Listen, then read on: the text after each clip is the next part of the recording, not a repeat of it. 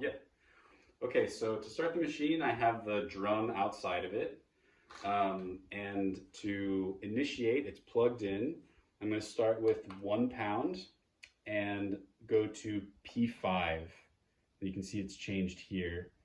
I'm going to hit the start button, and I'm then going to add time all the way to the max, which will give me 25.5 minute countdown. I'm also hitting P5 to switch it into manual mode. You can see that now the P5 is flashing, which means that you're in manual mode.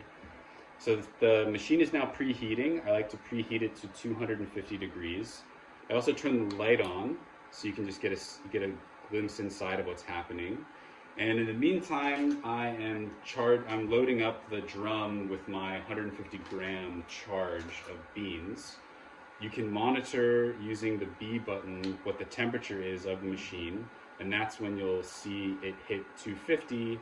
That's when you will turn off the machine, so you hit the power off button. You will take out the chaff tray, use a glove because it's going to be hot. You will then load your 150 gram beans that's already in your drum. So you kind of have to align it with the drive shaft on the right and then drop it into the little axle on the left side. And then put your tray, again, it's going to be hot, back in.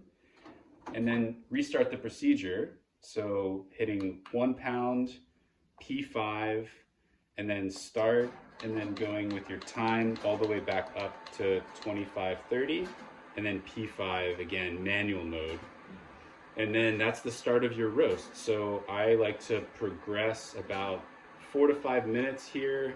I monitor the bean temperature, and when I see it's at about 315, that's when I start to decrease the power using the P4 or the P3 to hold it at 315.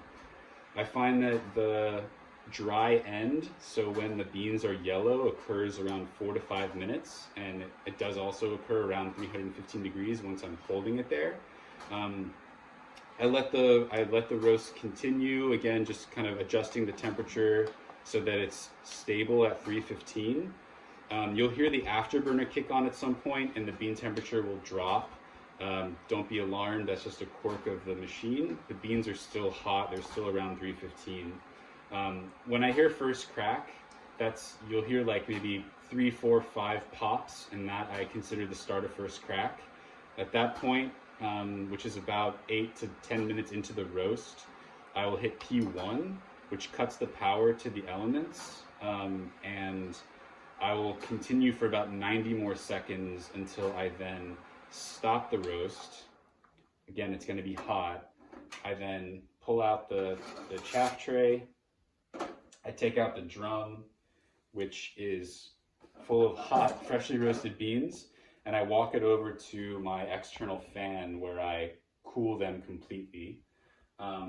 You also want to put the chaff tray back inside in the meantime and hit the cool button, which will start the cooling cycle. You can keep the door open if you're outside to finish the 13-minute cooling cycle.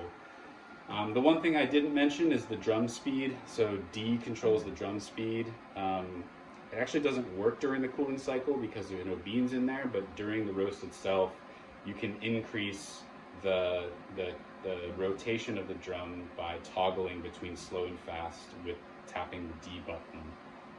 I think that's it.